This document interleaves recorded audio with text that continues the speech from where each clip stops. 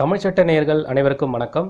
இது வரைக்கும் எங்கள் சேனலில் சப்ஸ்கிரைப் பண்ணலைன்னா மறக்காமல் சப்ஸ்கிரைப் பண்ணிக்கோங்க. அப்போ தான் நாங்கள் தினம் போடுற பதிவு உங்களை வந்து அடையும். இன்றைக்கி வீடியோக்குள்ள போகலாம் வாங்க.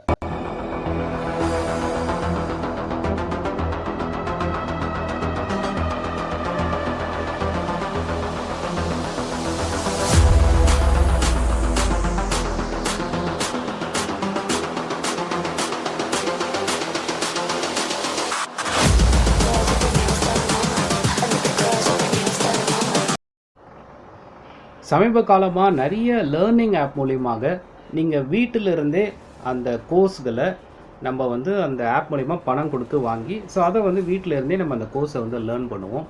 இந்த மாதிரி நிறைய விதமான கம்பெனிஸ் வந்து இருக்காங்க.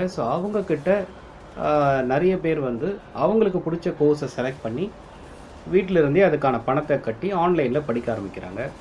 ஒருவேளை அந்த நீங்கள் பணம் கொடுத்த அந்த பர்டிகுலர் லேர்னிங் ஆப்போட சேவையோ இல்லை அதில் இருக்க ஃபெசிலிட்டியோ இல்லை அதில் இருக்க உங்களுக்கான கோர்சஸ் உங்களுக்கு பிடிக்காமல் போகும்போது அதுக்கான இழப்பீடு, அதாவது அதுக்கான பணத்தை ரீஃபண்ட் நீங்கள் கேட்கும்போது அவங்க தர முடியாதுன்னு சொல்லும்போது நீங்கள் வழக்கு தொடர்ந்து இழப்பீடு கேட்க முடியுமானான்னு கேட்டிங்கன்னா தாராளமாக இழப்பீடு கேட்கலாம். ஒரு வழக்கை உதாரணமாக சொல்கிறேன்.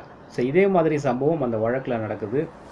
அந்த வழக்கில் வந்து பார்த்திங்கன்னா அவங்களுடைய கேஸ் என்ன, அவங்க என்ன வந்து பெட்டிஷனில் குறிப்பிட்டிருக்காங்க, ஆப்போசிட் பார்ட்டி அந்த லேர்னிங் ஆப் டீம் என்ன சொல்கிறாங்க, ஜட்ஜ் வந்து கோர்ட்டில் இதற்கான அப்சர்வேஷன் என்ன, அண்ட் தென் வந்து ஜட்ஜ்மெண்ட் என்ன கொடுத்துருக்காங்கன்றத பார்க்கலாம்.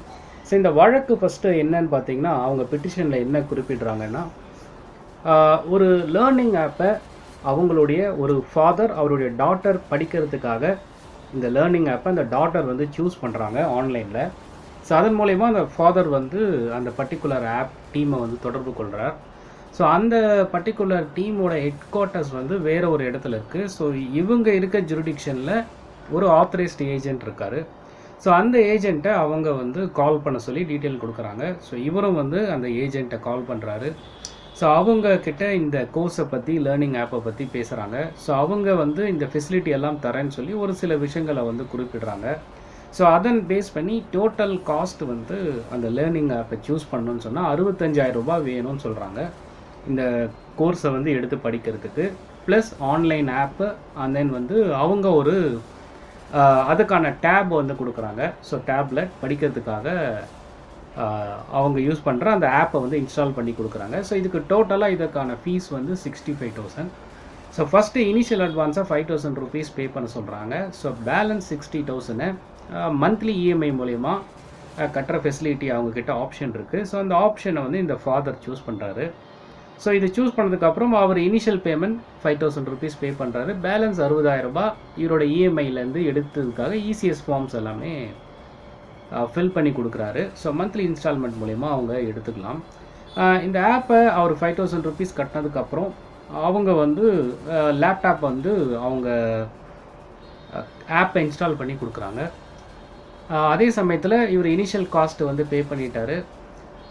And then first EMI detect பண்ணுறாங்க. இந்த டாட்டர் வந்து படிக்க ஆரம்பிக்கிறாங்க. பட் அந்த லேர்னிங் ஆப் இவங்களுடைய சாட்டிஸ்ஃபேக்ஷன் லெவலில் இல்லை. அண்ட் தென் வந்து அந்த கோர்ஸும் இவங்களுக்கு சாட்டிஸ்ஃபேக்டரியாக இல்லை. ஆல்ரெடி அவங்க டேர்ம்ஸ் அண்ட் கண்டிஷனில் அந்த நிறுவனம் வந்து என்ன சொல்கிறாங்க, நீங்கள் 15 டேஸ்க்குள்ளே தாராளமாக உங்களுக்கு பிடிக்கலன்னா எங்ககிட்ட நீங்கள் வந்து சரண்டர் பண்ணி நீங்கள் அமௌண்ட்டை ரீஃபண்ட் வாங்கிக்கலாம்னு சொல்கிறாங்க. அதை நம்பி இவங்களும் வந்து ஸ்டார்ட் பண்ணுறாங்க. பட் இவங்க பிடிக்கலன்னு தெரிஞ்ச உடனே 15 டேஸ்க்குள்ளே அவங்க ஃபாதர் வந்து இவங்க டாட்டர் வந்து அதை பிடிக்கலன்னு சொன்னதுக்கப்புறம் அதை டிக்ளைன் பண்ணுறதுக்காக கரெக்டாக அவங்க சொன்ன டைமுக்குள்ளே அவங்களுக்கு ஓவர் த ஃபோன் இன்டிமேட் பண்ணுறாரு. அந்த இமெயில் மூலியமாக இன்டிமேட் பண்ணுறாரு. அவங்க சைட்லேருந்து எந்த ரெஸ்பான்ஸும் இல்லைன்றதுனால ஹையர் அஃபிஷியலுக்கு இன்டிமேட் பண்ணுறாரு. ஃபர்தராக என்னோடய இஎம்ஐயை வந்து நீங்கள் எடுக்காதீங்க, அண்ட் தென் வந்து இருக்கிற அமௌண்ட்டை வந்து கேன்சல் பண்ணுங்கன்னு சொல்கிறாரு. அவருக்கு ஒரு இமெயில் ரிப்ளை பண்ணுறாங்க. அதில் நீங்கள் கேன்சல் பண்ணணும்னு சொன்னாலே நீங்கள் 9,000 சம்திங் வந்து பே பண்ணணும், அப்போ தான் வந்து அதை வந்து நாங்கள் கேன்சல் பண்ணுவோம்னு சொல்கிறாரு. இதை கேட்டு அவர் வந்து ஷாக் ஆகுறாரு. மேலும் வந்து அவங்களோட ஹெட் குவார்ட்டர்ஸுக்கு செவரல் இமெயில் அண்ட் லெட்டர் வந்து சென்ட் பண்ணுறாரு.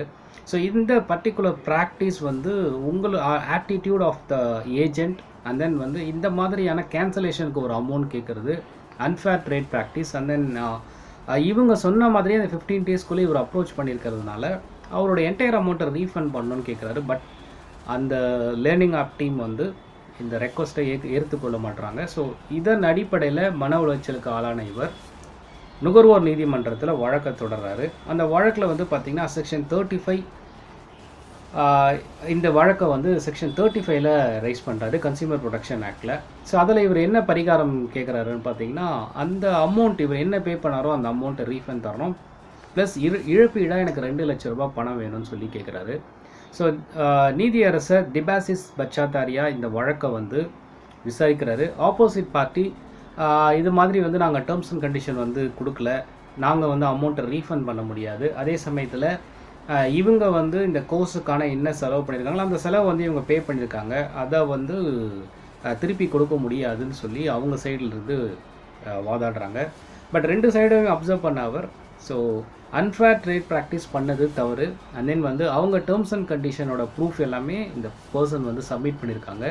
ஸோ இதன் மூலயமாக ஆப்போசிட் பண்ணது வந்து தவறுன்னு சொல்லி அவங்க பே பண்ணதாக இருந்த அந்த 65,000 ருபீஸும் இவங்களுக்கு ரீஃபண்ட் பண்ணணும், ப்ளஸ் அந்த கேன்சலேஷன் அமௌண்ட், வழக்கு செலவுக்கான அமௌண்ட், மென்டல் ஆகானிக்காக தனியாக வந்து இவங்க இழப்பீடு ஏற்பட்டதுக்காக 5,000 ருபீஸ், இது எல்லாமே வந்து தரணும்னு சொல்லி தீர்ப்பு கொடுத்து க்ளோஸ் பண்ணுறாங்க.